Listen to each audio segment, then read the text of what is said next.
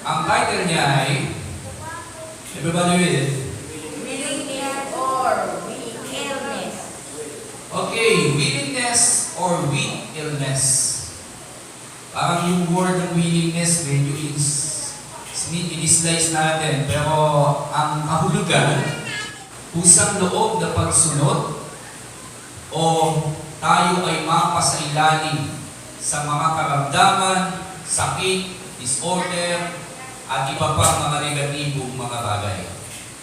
Ang kabaliktaran ng willingness ay ang salitang weakness na kung saan papasok tayo sa negatibong bagay na tayo mismo ayaw natin. Kung wala sa atin ang karakter, ang katangian ng salitang willingness. Yung may initiative ka, yung may pagpupusa ka sa tunay na pagsunod para sa Panginoon. Alam niyo po, hindi papasok sa puso natin ang obedience habang wala tayong willingness. Kaya nga minsan, gumagawa tayo, nag-uubay tayo, pero wala tayong willingness, napapagod tayo sa lahat ng ginagawa natin. Humihinto tayo o di kaya ay mabigat sa kalooban natin. Just because wala talaga yung willingness doon. Willingness from the word willing. Will. Yung kalooban mo ay talagang naroon sa ginagawa mo. Ang hirap gumawa kapag wala ang kalooban mo. Na tipong, okay, obligasyon ko to, gawin ko to. Sige, pinagagawa ito, sundin ko to. Obey ka lang, obey, pero wala kang willingness. Wala yung joy. At ang kapangitan pa nito, wala rin yung victory sa lahat ng ating ginagawa. Kaya nga, ang pagsamba natin sa umaga nito, dapat naroon yung willingness natin. Amen po ba? Kayo ba ay tinakot, pinilit, o di kaya ay para bang pinangakuan kung bakit tayo narito ngayon? Diba hindi? Ito ay dahil sa ating willingness. Alam natin ang kalagayan natin bilang mga anak ng Diyos. Nakakaramdam tayo ng kakulangan, nakakaramdam tayo ng kauhawan, ng kagutuman, ng kasabitan sa presensya ng Diyos. Kaya tayo narito ngayon. We are willing to worship God. We are willing to receive the power of the Word. We are willing to obey God's instruction. Tayo ay handang sumunod at gustong sumunod sa nais ipagawa ng Diyos sa atin sa umagang ito. Amen po ba tayo? Magsimula tayo sa ugaling willingness at yung katangian ng obedience natin ay lalago at lalalim. Tandaan niyo po, sa Bible, lahat ng mga men of God ng Panginoon, lahat sila'y nagtagumpay just because the obedience and willingness. Silang lahat ay sumunod na walang agam-agam at walang takot at nagawa at nangyari ang mga plano ng Diyos sa bawat isa at sa mundo ito. Alam niyo po, may plano ang Diyos sa atin. Amen po ba? Amen. Sabi mo sa kapatid mo, kapatid, may napakalaking plano ang Diyos sa iyo. May plano ang Diyos sa pamilya natin. At magaganap yun kapag sumusunod tayo. Kapag gusto natin sumunod. So, ang ating teksto kunin natin sa 1 Samuel 15:22. Sinabi ni Samuel, akala mo ba'y higit na magugustuhan ni Yahweh ang handog at hain kesa ang pagsunod sa Kanya? Mas mabuti ang pagsunod kay Yahweh kesa ang paghahandog at ang pakikinig kesa higit sa haing taba ng tupa. Ang kausap niya ni Samuel, sino? Saul. Sa pamilya, sa kwento, ano ang nangyari? Minsan pa nagbaba ng utos si Yahweh na kailangan salakayin ang bayan ng Amilisita. At ang instruction ganito, walang ititirang buhay, mapahayok, mapatao, mapabata, mapahari, wala. Lahat ay papatayin. Wow, Pastor, napakaputal yata ng ating Diyos. Yun ang instruction. Alam niyo kung bakit? Kapag ayaw ng Diyos sa panahon natin ngayon, may lilitaw pa na masasamang lahi. Kaya instruction ng Diyos, lahat ng kaaway ng Diyos na sumusuway sa Kanya, patayin lahat kahit ang hayop nila. Si Saul ay inutusan sa panahon na yon, si Haring Saul, at sila ay nagtagumpay. Kaya lang, yung instruction, yung obedience ni Saul ay hindi naging purely, not 100% na sinunod niya ang Diyos. Bagamat siya ay pinagtagumpay. Nang nakita niya na matataba ang mga hayop, hindi niya pinatay. Nang nakita niya na maganda ang suot ng hari at ang hari, hindi niya rin pinatay. Inuwi niya ito bilang samsam. Ang tawag nila noon samsam. At nung inuwi nila ito ay nakita ni Samuel at narinig, bakit may nag-iiyak ang mga hayop dito? Bakit nandiyan ang hari ng ganito, ng ganyan? Ang sagot ni Saul, ihahandog niya daw kay Yahweh. Hello? May instruction ba ang Diyos na yung matatabang hayop kunin mo at ihandog mo sa akin? Wala. Ito tayo minsan. Namumuna tayo sa mga nais ng Diyos. Pinangunahan natin ang Diyos sa higit na makakabuti para sa atin. Kaya ang sagot ni Samuel, sinabi ni Samuel, akala mo ba higit na magugustuhan ni Yahweh ang handog at hain kaysa ang pagsunod sa Kanya? Walang kwenta ang handog mo kung meron kang sinuway sa Diyos. Diyan ba tayo? Lumalabas dyan ang salitang para maintindihan natin, yung salitang pagsubol sa pagkakamali. Sometimes ito ang mga Kristiyano, sinusuhulan natin ang Diyos kapag meron tayong mga pagkakamali, kasalanan at pagkukulang. At ang suhol na ito, pangit pang pakinggan, ay sa sarili nating pamamaraan. Para bang pantakip butas natin sa ating mga kasalanan, minsan pagkakawang gawa, minsan pagtulong, pero behind that, talagang guilty ka. So, ini-rebuke ni Propeta Samuel si Saul. Dahil ang instruction ay hindi niya sinunod. Alam niyo mga kapatid, ano ang nangyari sa mga susunod na pangyayari? Inalisan at umalis ang banal na espiritu kay Haring Saul. At siya ay hindi na nakakatulog ng maayos. Kailangan niya na tawagin si David para tugtugan siya ng plauta para lang makatulog siya. Hindi na siya pinananahanan ng banal na espiritu, bagkos ang masamang espiritu na. Yung illness na pumapasok na kay Saul, yung disorder ng isip, puso at kalalagayan niya, wala na. Why? Just because of disobedience. Sumunod si Saul, pero walang willingness. Yung sarili niyang motive ang gusto niyang mangyari. Kaya mga kapatid, napakahalaga po ng willingness sa ating obedience. Ito yung magdadala at magtatama sa lahat ng pagsunod natin, lalo na sa usapin ng ating paglilingkod. Simpleng pagkakamali, pero nag-alis kay Saul sa kalooban ng Diyos. Ano ang kapalit ng damdamin ni Saul? Nagkaroon siya lalo ng hindi maayos damdamin, inggit, galit, puot kay David. At ilang beses niyang nais patayin si David na wala namang ginagawa na masama sa kanya. Tanda po natin ito. Mapapansin niyo ang mga tao mahal niyo sa buhay kung bakit nagagalit sa inyo sa kabila ng kayo walang ginagawang masama. Alam niyo na ibig sabihin, may masamang espiritu na nananahan sa kanya. Sa kabila ng mabuting ginagawa niyo, ang balik ay masama pa rin. It's because yung masamang espiritu ang nagdidiktahan sa kanya. Willingness or weakness na kung saan kapag hindi nangyari ang ating kusang pagsunod, ang masamang kalalagayan ng sariling ito at ng buhay ang siyang nagaganap. Kaya mapapansin natin mga kapatid, sometimes lahat ng problema na nangyayari sa buhay natin, bunga ito ng hindi natin pagsunod sa Diyos. Yan ba kayo? At lahat ng magagandang nangyayari sa buhay mo ngayon, bunga ito ng willingness mo at pagsunod mo sa Diyos. Now, timbangin mo, ano ba ang mga mabibigat, ano ba ang matimbang, ang magagandang nangyayari o pangit na nangyayari?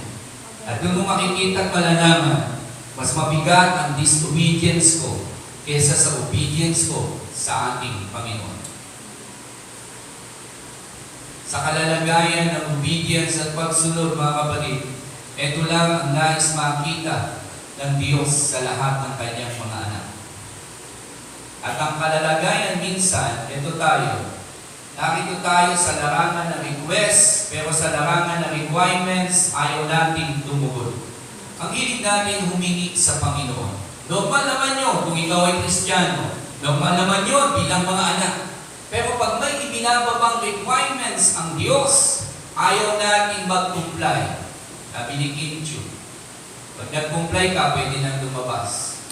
Ang problema, hindi nga nag-comply ang ABS-CBN. Ito pinaglalaban niya.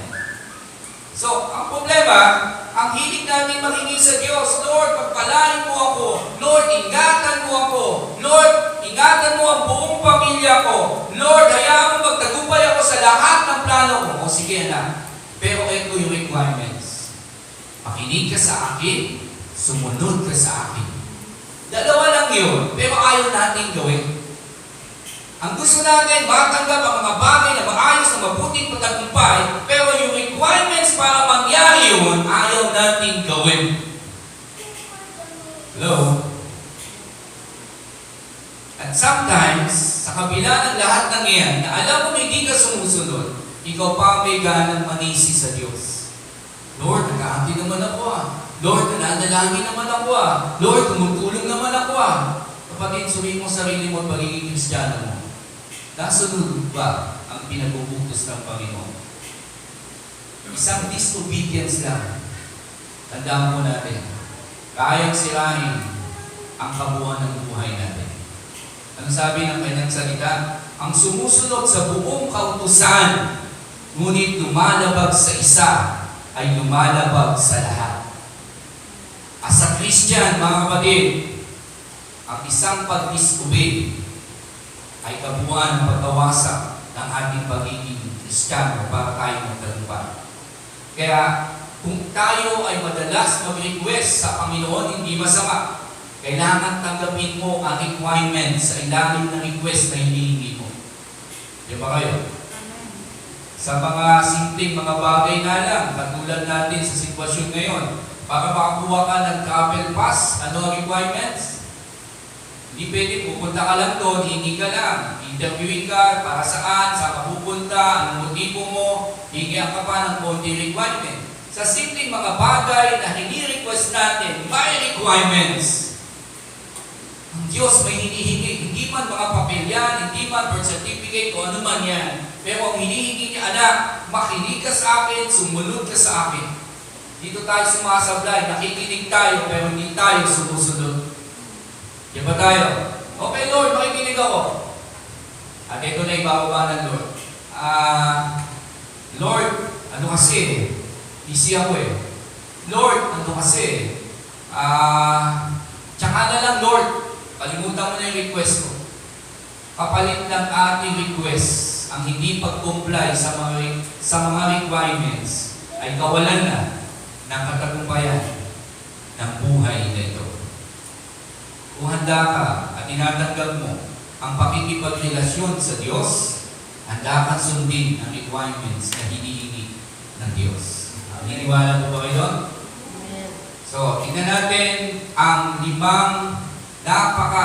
makapangyarihang resulta ng pagsunod. 5 powerful result of obedience. Number 1, from drunkards to cleaning relief. Pag sinabing drunkards ay lasinggero o lasenggo, pero siya ay nagdala, sabi doon, ng ginhawa.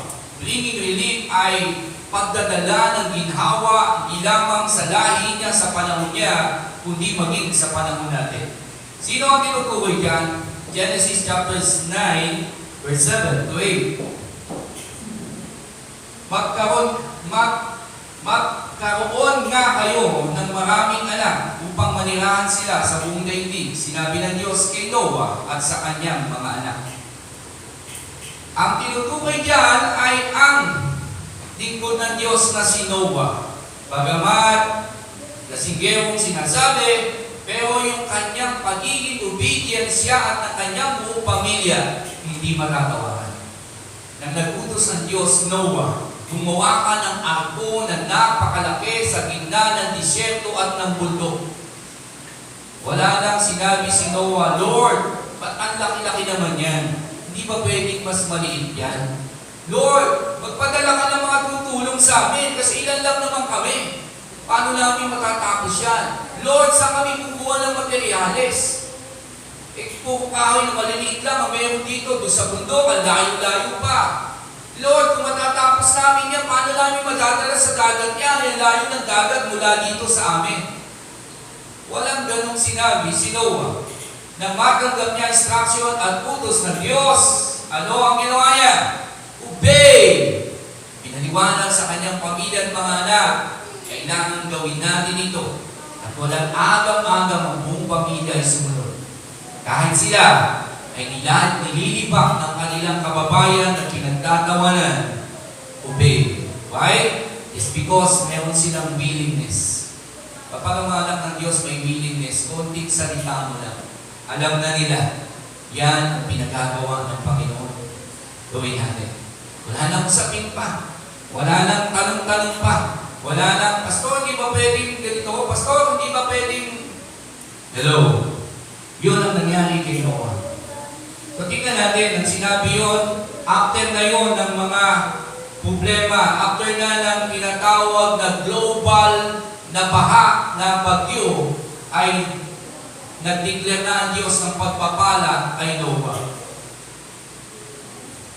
Ang sabi doon, magkakaroon nga kayo ng maraming anak upang manirahan sila sa buong daigdig. Sinabi ng Diyos kay Noah at sa kanyang mga anak. Tapos na po yung napakalaking problema dyan.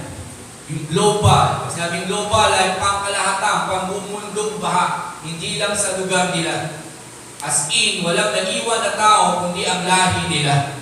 At dyan tayo nagmula. Yan nagsimula muli ang kasaysayan natin bilang mga tao.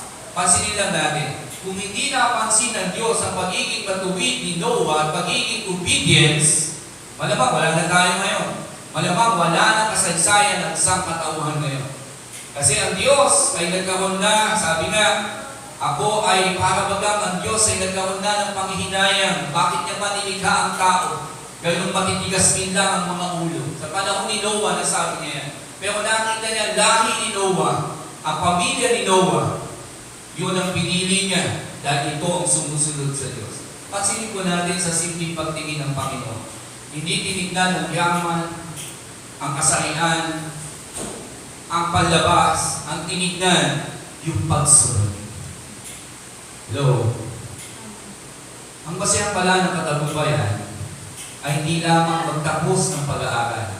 Di ba tayo mga magulang, pangarap natin sa ating mga anak, anak, mag-aaral ka. Kasi pag nakatapos ka, makakapag-business ka. Pag nakapag-business ka, magiging mayaman ka, magiging matagumpay ka.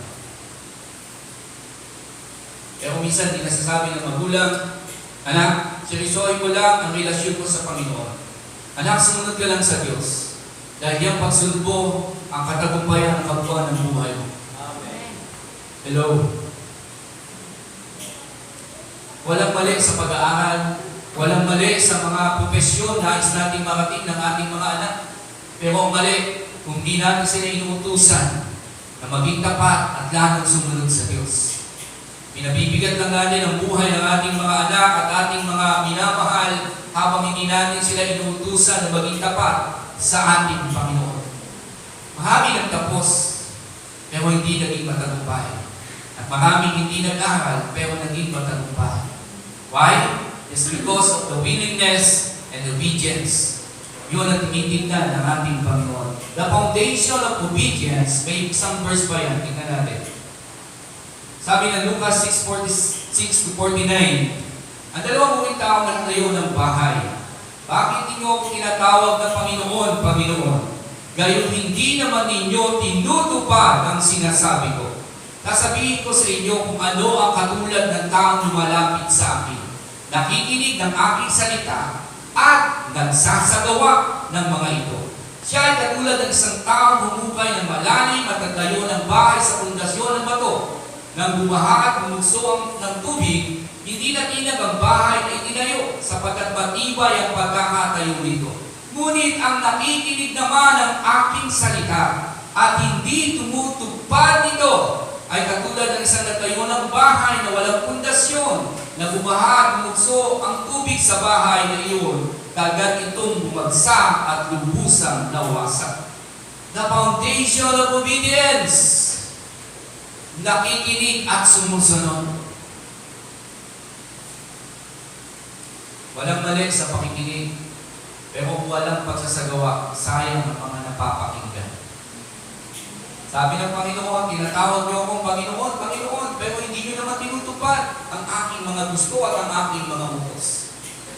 So, ang matibay daw ng isang Kristiyano ay yung merong matibay na pakikinig at pagsunod.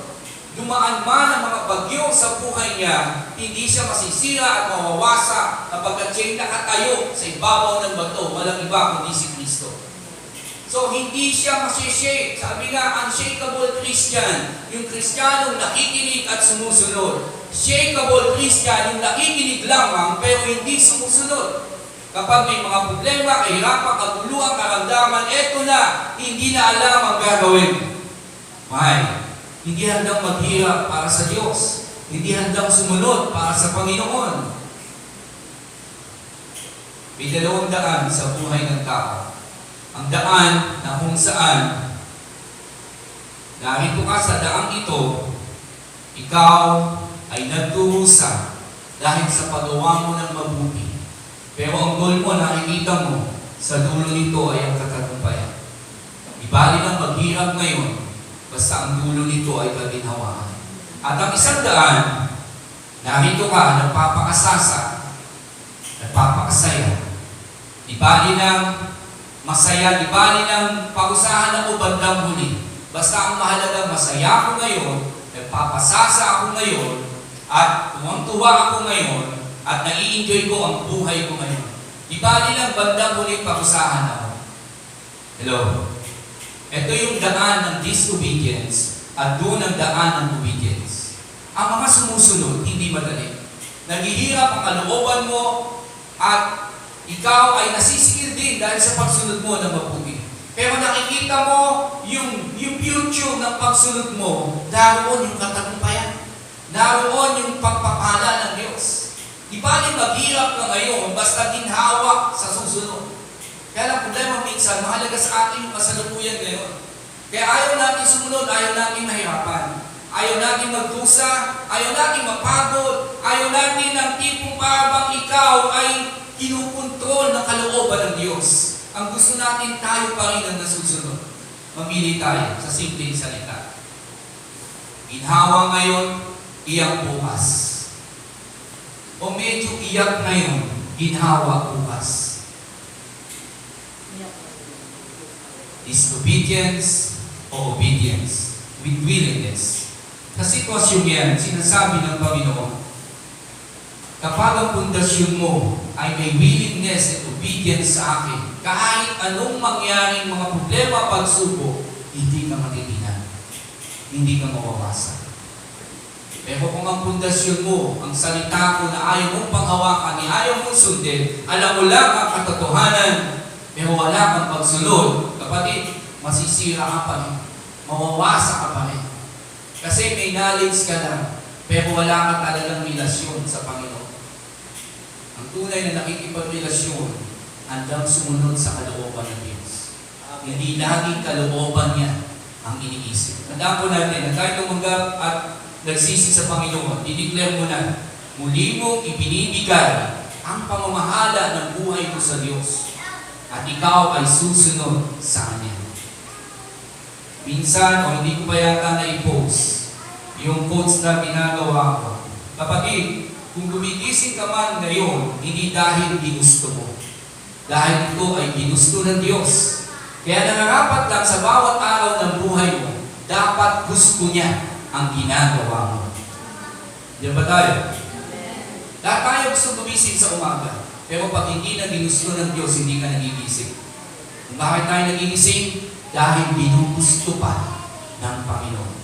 Kaya dapat mabuhay tayo sa bawat araw ayon sa gusto niya at hindi na sa gusto natin. Kapatid, hindi talo kapag Diyos ang sinunod mo.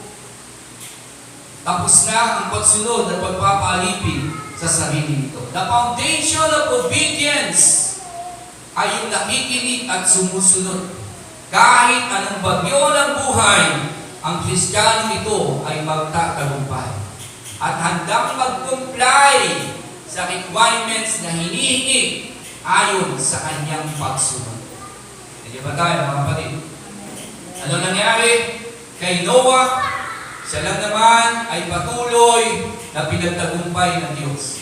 Siya lang naman at ang lahi niya ang ginamit kung bakit tayo narito ngayon. Ang pinag-aaralan po natin ay ang kapangyarihan ng pagsunod. The power of obedience. Nangyari kay Noah sa simpleng pagsunod niya at ng buong pamilya niya. Nagbenepisyo tayo ngayon. Hello? Narito tayo ngayon. At inaalala ang sakripisyo at ang pagsunod nila. Tanda mo mga kapatid, kung si Noah may ganyang sitwasyon, kapag sumunod ka, ikaw at ang pamilya mo, maraming magbebenepisyo nito.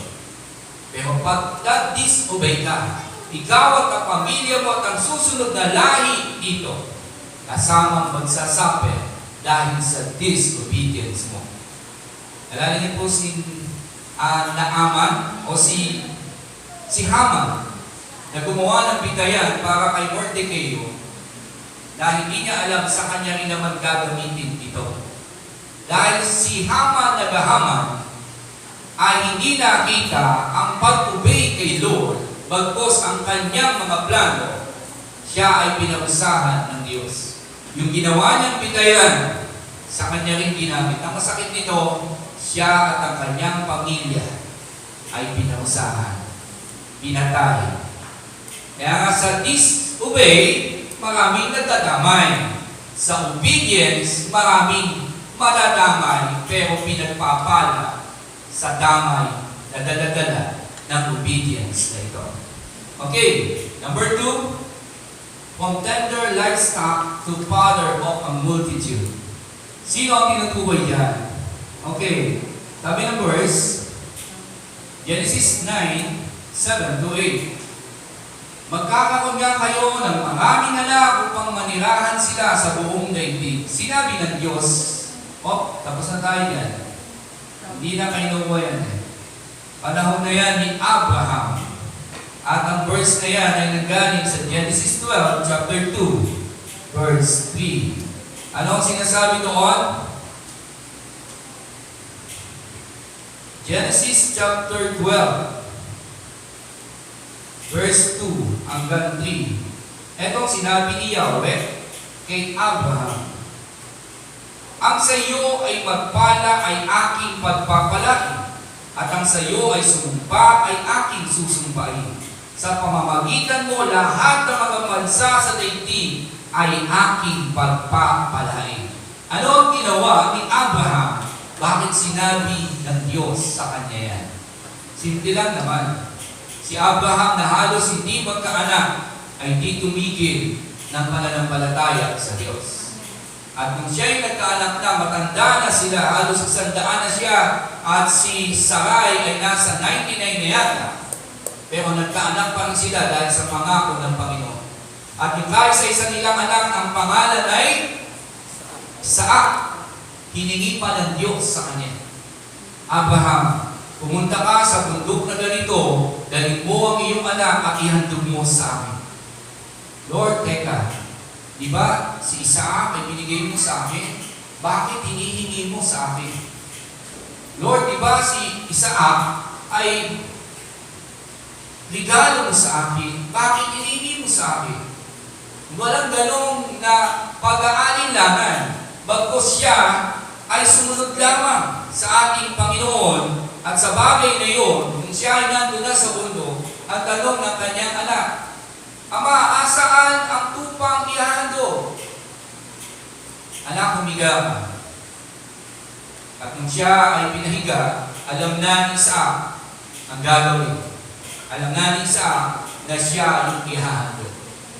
Yung willingness ng pagsunod ni Abraham ay walang agam-agam. Handa niya ihandog kay Yahweh ang nag-iisang anak na hinihingi ng Diyos dahil alam niya, kapag Diyos ang humingi, pwedeng may ibalik na higit pa. Mga kapatid, sino isaak ng buhay natin? Hindi natin kayang ibigay kay Lord. Hinihingi ng Diyos sa iyo ang isaak mo, pero ayaw mong ibigay kay Lord. Sometimes ang isaak natin, trabaho natin, business natin, pangarap natin, mahal natin sa buhay. Hinihingi ng Diyos sa atin yan, ay pagpalit mo yan para lamang sumunod ka sa Kanya. Kaya lang hindi mo magawa. Kung bakit lagi kang absent, bakit hindi mo nagagawa ang mga tungkulin mo sa church at sa gawain sa Panginoon, just because you're Isaac. Pero itong si Abraham, walang pag-aalila, handa niyang patayin. At kung nasa aktual na, nasasaksakin na si Isaac, huwag mong ituloy. Na-prove ni Abraham na lahat ay kaya niyang sundin sa pag-iutos ng Diyos. The power of obedience. Walang alinlangan itong si Abraham na sumunod sa Diyos. Kaya ang bagay na iyon ay lalong higit na pinagpala ng Diyos sa kanya. The promise of obedience, pararamihin ko ang iyong mga anak at apo, at gagawin ko silang isang malaking bansa. Pagpapalain kita at gagawin kong dakila ang iyong pangalan, at ikaw ay magiging pagpapala sa bahay. Kaya minsan, alam niyo, pamamahal ng Diyos, minsan napakahirap. Pero pag may tiwala at willingness, hindi na mahirap sa iyo.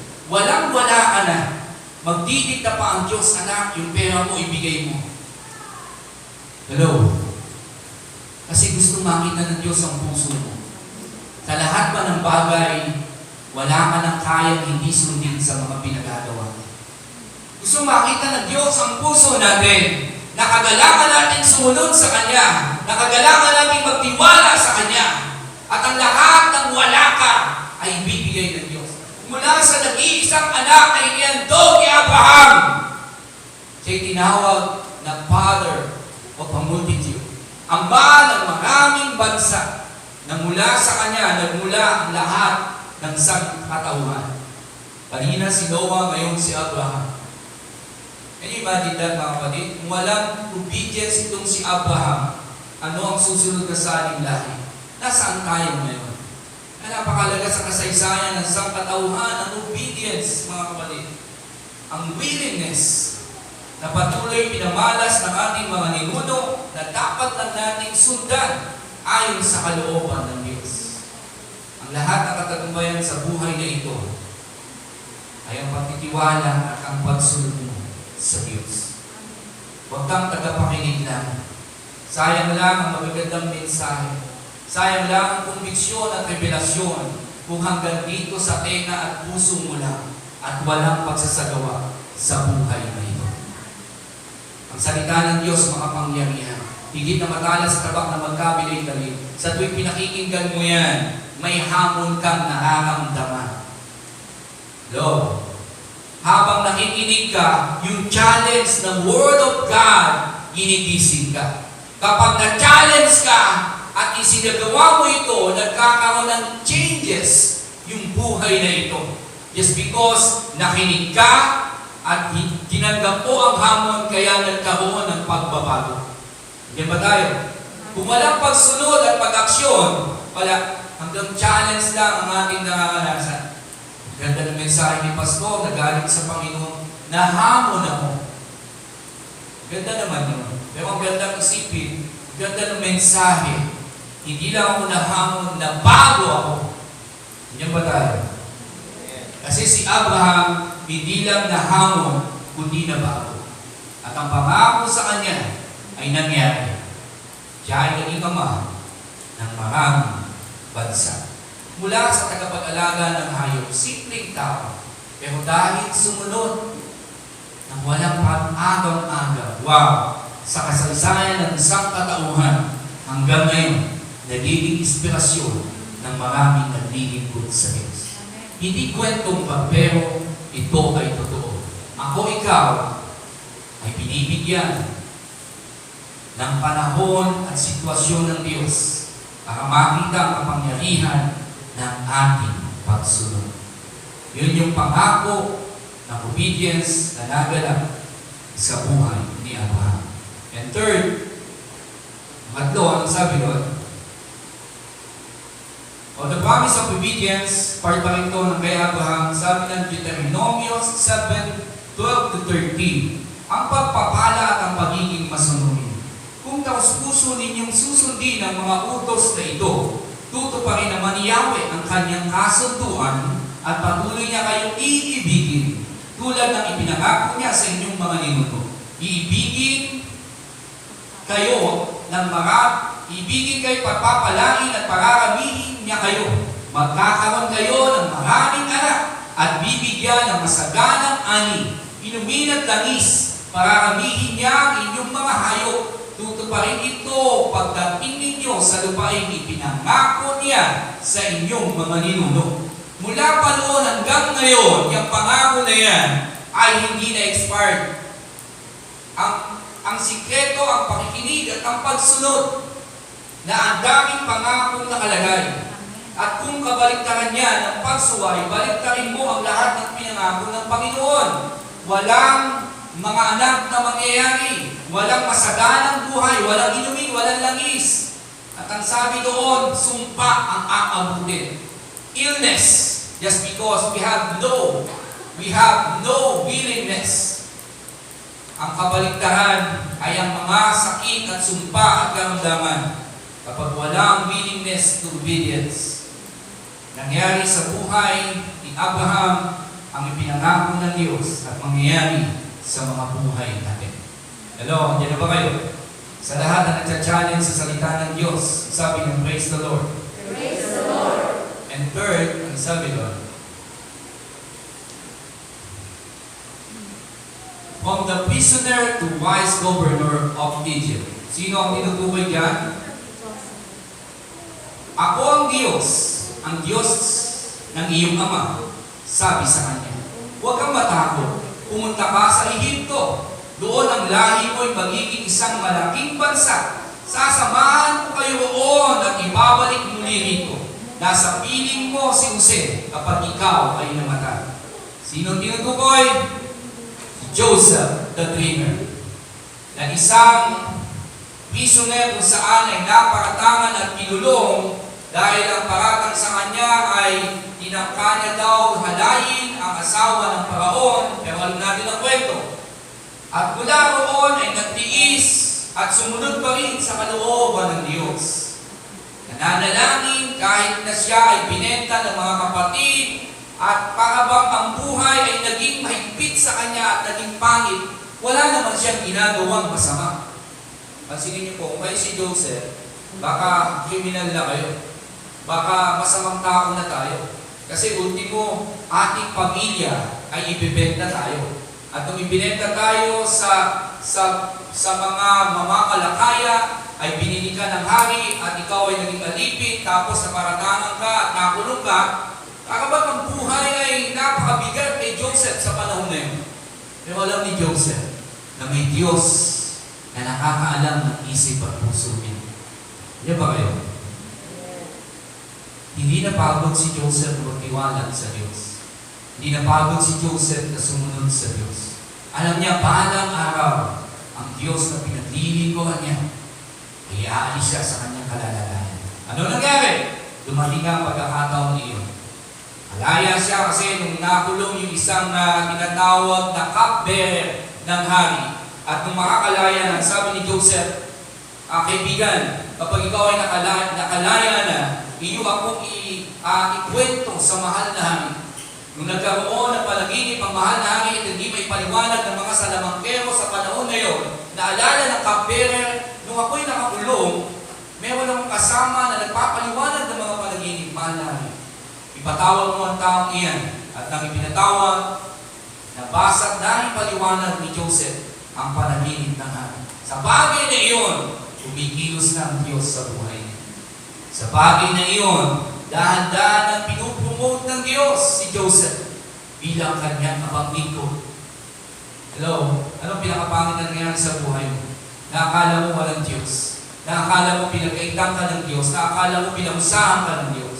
Pero itong si Joseph sa kabila ng lahat ng iyon, walang paghihipende pagdating sa Diyos. At dumating ang bagay na yan, sabi ng Diyos, ako yung Diyos, ang iyong Ama, ang Diyos ng iyong Ama, sabi sa Kanya, huwag kang matakot na pumunta sa Egypto, doon ang lahi mo'y magiging isang malaking bansa.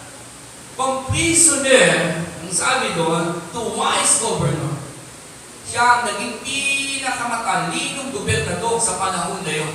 At ang singsing ng hari ibinigay sa kanya na palatandaan ng tiwala ng hari nasa kanya. Ano man tatakang batas nito ay mapatutupad. Hello? Sino si Joseph? Simpleng tao lang. Nakulong nga prisoner nga. Pero dahil hindi huminto ng tiwala, pakikinig at pagsunod sa Diyos, wow! Diyos hindi nagpabaya. Siya ay naging gobernador sa panahon na yun. At yung mga kapatid niya na nagbenta sa kanya. Meron pang verse niya, sabi doon. Tignan natin. The punish of disobedience. Sabi diyan, kapag lubos na ang iyong pagsunod, nakahanda na kaming parusahan ang lahat ng ayaw sumunod. The punish of disobedience. Pag ikaw ay naging ganap na sa pagsunod, ikaw na ang nahatol sa mga ayaw sumunod. Na dati nasa ilalim ka ng paghatol, pero dahil sumunod ka na, ikaw na ang nahatol sa mga ayaw sumunod. Yun yung kapangyarihan ng pagsunod, mga kapatid. Na mismo ang disobedience na mga nangyayari sa buhay mo ay kaya mo nang hatulan kasi sumusunod ka na. Means, wala ka na roon sa ilalim ng parusa ng hindi pagsunod. Nasa ilalim ka na ng pagpapala ng pagsunod. Yung way dito kanina, nagibaling, naghihirap, nagibaling ikaw ay nagsasaper, nagugutom dahil sa pagawa mo ng matuwid, pero alam mo, bandang dulo, ang ganda ng future na naghihintay sa'yo. Pag nandun ka na, ganap ka na, katulad na nangyari kay Joseph, ikaw na nga hatol. Yung mga kapatid niya na nagbenta sa kanya ng panahon na nagkaroon ng tagutong sa bayan nila, pumunta sa bayan kung saan siya naroon at gobernador na siya. At yung mga kapatid niya na walang makain, ay humingi ng tulong. At di nila alam, si Joseph na ibinenta nila at siya ng gobernador sa panahon na yun. Umangiyak-iyak si Joseph na nakita niya nagugutom ang mga kapatid niya. Pero pinigil niya ang kanyang emosyon dahil gusto niyang ipakita na siya ang hatol sa panahon ito. Pero tingnan niyo ang hatol ni Joseph, hindi pag-iganti, kundi pag-ibig pa rin. Inalingan niya pa rin ang buong pamilya niya. Sinublay niya pa rin ang pangangailangan ng mahal niya sa buhay.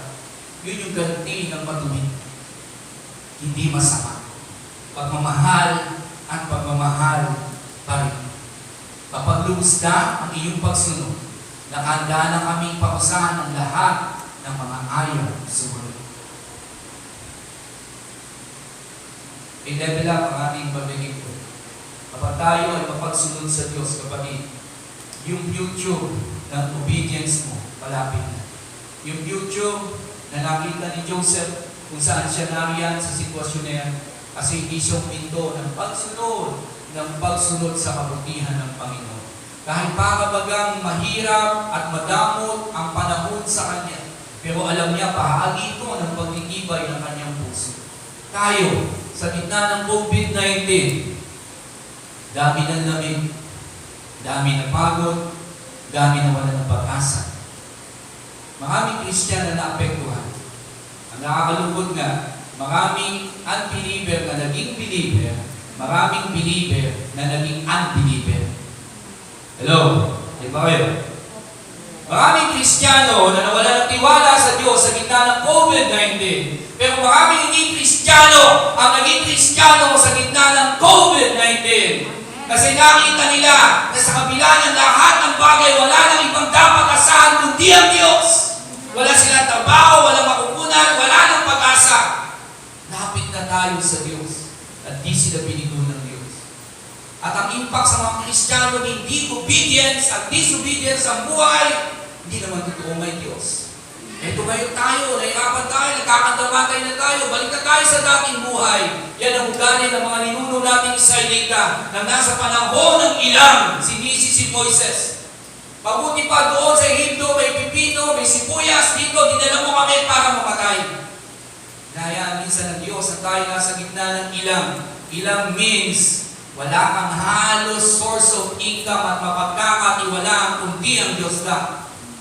Para lamang mamanasan mo ang umasa ng lubusan sa Diyos at hindi sa sarili mo, hindi sa business mo, hindi sa abilidad mo. Ang lahat ng yan ilalockdown ng Diyos para lang makita mo ako pa rin ang mga pangyarihan sa buong mundo. Joseph, the dreamer na tinatawag pero overcomer. Prisoner na tawagin pero naging wise governor sa panahon na yun. Ano ang sikreto? Ang pagsunod, ang willingness, ang pagsunod na ginawa niya sa ating Panginoon. Siya ang naging tagahatol na dati siya'y hinahatulan. Siya ang nagbibigay ng paratang na dati siya'y pinaratangan. Binaligtad ng Diyos ang sitwasyon dahil sa taong sumusunod at nagtitiwala sa Kanya. Okay, number 4, ano sabi doon? Ikapat, from fearful man to mighty warriors. Kilala niyo si Gideon? Si Gideon ang tinutukoy dyan, from fearful man to mighty warriors. Isang taong matatakotin na sa tuwing may labanan sa lugar nila, nagtatago lang ng ganyan at ayaw magpakita. Sa tuwing may nagpapatayan, itong si Gideon ay nagtatago lamang sa likod ng pader o ng gilingan o gikan. Dahil takot na takot siya. At minsan nag-usap sa kanya ang anghel ng Diyos. Ikaw ay magiging mandirigma. Ikaw ang mamumuno sa labanan. Hello? Paano mangyayari yun? Takot nga ako humawak ng espada, hindi pa ako nakahawak ng espada. Takot nga ako pag may nagpapatayan at nag-aaway. Paano akong mamumuna at magiging general at mamumuno sa labanan? Marami siyang confirmation ibigay sa Panginoon. Kung tunay yan, gawin mong tuyo ang ganito ganyan. Kung tunay yan, ikaw ay magpadala ng mga ganito. Halos 3-4 na confirmation na ginawa ni Gideon bago siya maniwala na siya'y tinatawag ng Diyos. Bago niya gawin ang obedience, sinubok niya muna ang Diyos. Maling subukin ng Diyos. Pero gusto ni Gideon, dahil takot siya, hinayaan ng Diyos na ma-develop at ma-overcome ni Gideon yung takot yan sa paraan na siya'y magtiwala ng Diyos ang tumatawag sa kanya. Yan po ba tayo? Kailan mo natanggap at naintindihan na tinatawag ka ng Diyos? Isang tungkulin at gawain na dapat mong gampanan. O hanggang ngayon, nagdi-disobey pa rin tayo. Si Gideon, after ng mga confirmation, wala na siyang agang-agang. Handa na siyang sumunod. At sa mga labanan, kapatid, ang dating takot, naging mandirigma. Pag binasa nyo ang definition ng salitang Gideon, ang sabi doon, the hacker slasher ang tawag sa kanya. Siya yung taga-putol, siya yung taga-taba, siya yung taga-pugot ng ulo. Mula sa taong matatakutin na hinamon at bigyan ng kapangyarihan ng Diyos at nag-obey with willingness. Wow! Nakatakas sa napakahinang katangian at naging isang mandirigma, isang makapangyarihang mandirigma sa mga panahon na yun. At siya'y nagtagumpay sa gitna ng mga labanan. Kapatid, ano ba ang negatibo sa buhay mo? Gusto mo makalis yan? Mag-obey ka lang. Obey, obey, obey, obey! Ang hinihingi ng Diyos para maganap at mangyari ang kanyang kapangyarihan. Sumunod ka lang. Sumunod ka lang. Sumunod ka lang. At si Gideon ay pinagmalaki ng lugar nila dahil lahat ng kalaban ng bansa nila ay natalo niya sa pamamagitan ng kapangyarihan ng Diyos na sumaan niya. Yung takot mo, nagiging hindrance. Yung takot mo, nagiging pader para hindi maganap ang plano ng Diyos sa buhay natin.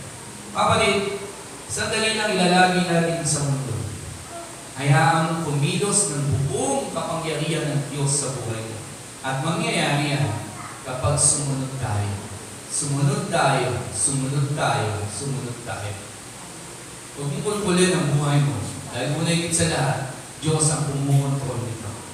Kailangan mo lang magpadala sa alon ng kapangyarihan ng Panginoon. Sumunod ka lang. Ito ang sikreto ng matagumpayan natin bilang mga anak ng Diyos. Ang pagsunod sa kapangyarihan ng Panginoon. Okay, number 5, last but not the least.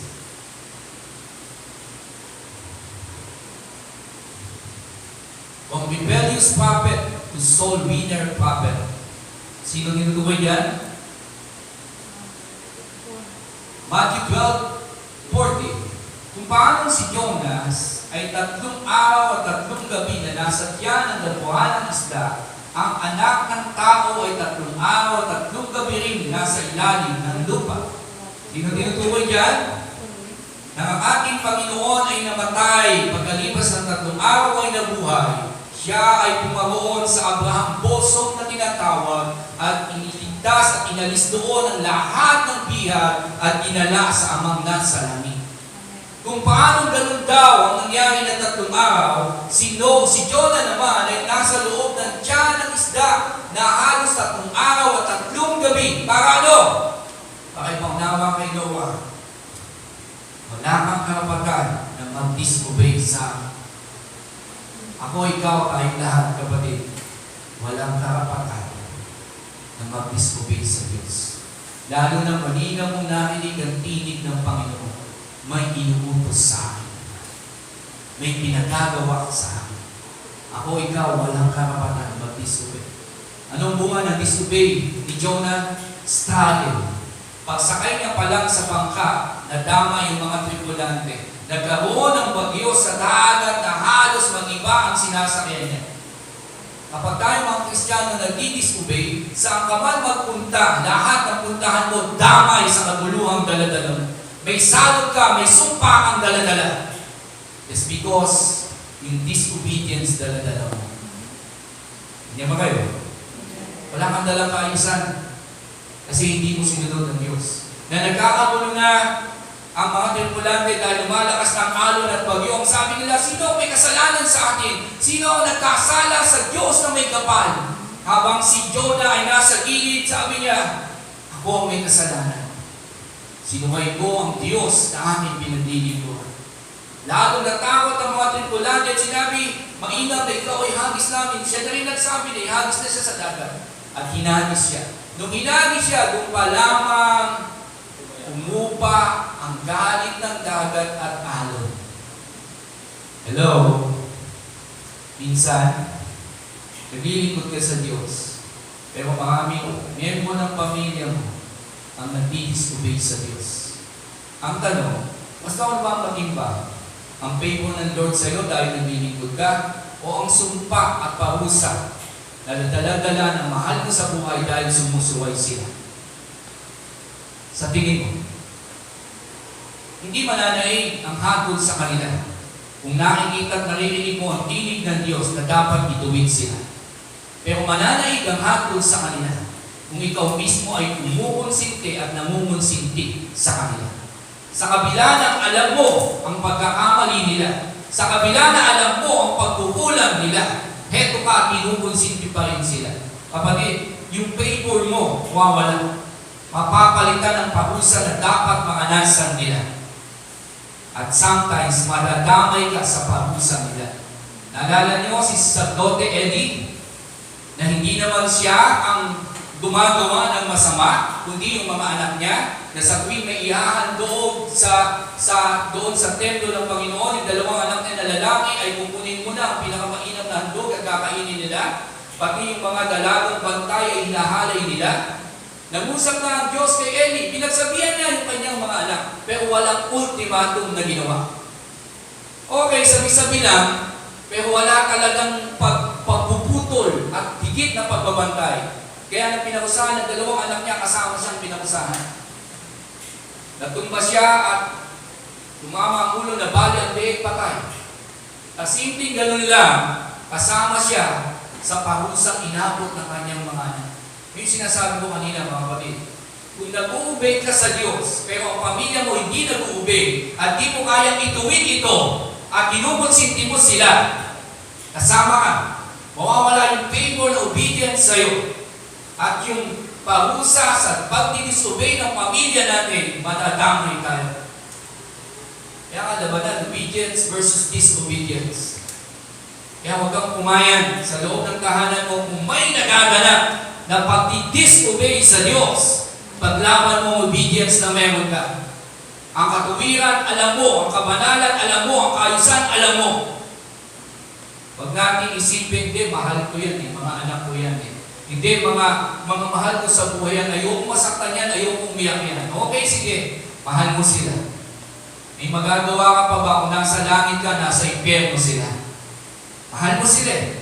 Ayaw mo silang umiyak, ayaw mo silang saktan, ayaw mo silang ituwid. Hindi, may mga isip na yan, Pasto. Alam nila ang tama at mabuti. Okay. May mga isip sila, pero may conviction ka. Sila wala. May revelasyon ka, sila hindi nila naririnig. At ikaw ang nakakadama nito. Mga kapatid, nangyari kay Jonah ang pagtutuwid ng Diyos sa loob ng tiyan ng isda. At kung babasahin niyo ang Jonah, sabi doon, nang malalagot na ang aking hininga, naalala kita, at ako ay tumawag sa iyo. At sige natin, bagamat may disobedience itong si Jonah, may conviction pa rin, lalo na't mamamatay ka na. Nang tumawag siya sa Panginoon, ito kaibahan ng Diyos at tao. Nang gipit na, wala nang magawa si Jonah, tumawag siya sa Diyos. Ang Diyos agad nakikinig. Pero yung tao na ginawan mo na masama, pag nilapitan mo, pamumukha sa'yo. Ngayon, lalapit-lapit sa akin, nung ikaw ay malakas, ganyan-ganyan ka, buti nga sa'yo! Hello? Ang Diyos hindi. Hindi kayo kukundi. Iko-comfort ka. Maalala mo lang siya. Magsisi ka lang. Sumunod ka lang sa Kanya. Lahat ng struggle ng buhay mo at trials, aalisin ng Diyos. At ikaw ay babalik niya. Ibabalik niya sa kung saan at kung ano ang dapat na ginagawa mo. Nang inahon si Jonah ng isda, itiniliber sa Nineveh, from Tarsis to Nineveh, at piniluwa ng malaking isda na parang diniliber ng LBC. At pagkabagsak ni Noah, nandun na siya sa Nineveh. Alam nila ang gusto ng Diyos. Hindi na siya nag-second attempt na tumakas. Malaya na ako. Disobey na naman. Wala lang, ginawa niya talaga yung maigtim at maalam na pagsunod sa Diyos at nangaral. Pagsisi na kayo ng inyong mga kasalanan. Tandaan mo natin, may karapatang kang mangaral ng pagsisisi kapag ikaw ay ganap ng nagsisi. Kaya naging powerful yung pangangaral ni Noah kasi nagsisi siya. Na-realize niya ang pagdidisobey niya sa Diyos. Kaya nanaw na siya sa Nineveh. Hayagan niya ng sinabi. Nang narinig ito, nangyari sa panahon na yun, agad nag-declare ang hari ng pag-aayuno. Mula sa mga panahon ito at sa mga susunod na araw, walang kakain, walang iinom, mapatao, mapabata, mapahayop, lahat ng pakalbo, lahat ng ayuno, lahat bang damit ng sako. Tandaan ang taimtim na pagsisisi. Alam niyo po, yung bayan ng Nineveh ay nakahanda ng puksain at pausahan ng Diyos. Pero dahil tumalima yung mahal na hari, dahil sumunod ang propeta, dahil sumunod ang hari, yung kahabagan ng Diyos, ang buong bayan ng Nineveh ay naligtas. From rebellious prophet to soul-winner prophet, according sa history, halos isa si Noah sa maraming kaluluwa na nadala sa Diyos.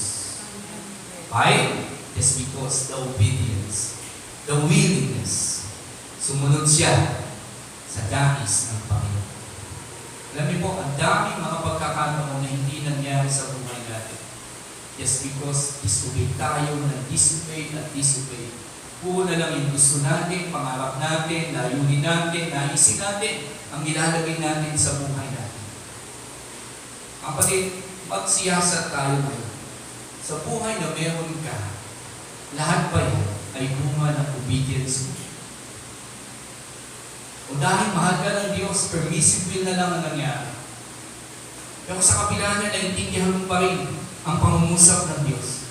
Maaari ba na sa mga panahong ito ay tuluyan na tayong lumalima at sumunod sa Diyos? Kung ayaw mo madamay ang pamilya mo, kung ayaw mo ang buhay mo ay malagay sa alanganin, at makita mo talaga yung future ng magandang buhay na naghihintay dahil ikaw ay sumunod, umpisahan natin ngayon. Umpisahan na natin ang lubos na pagsunod sa ating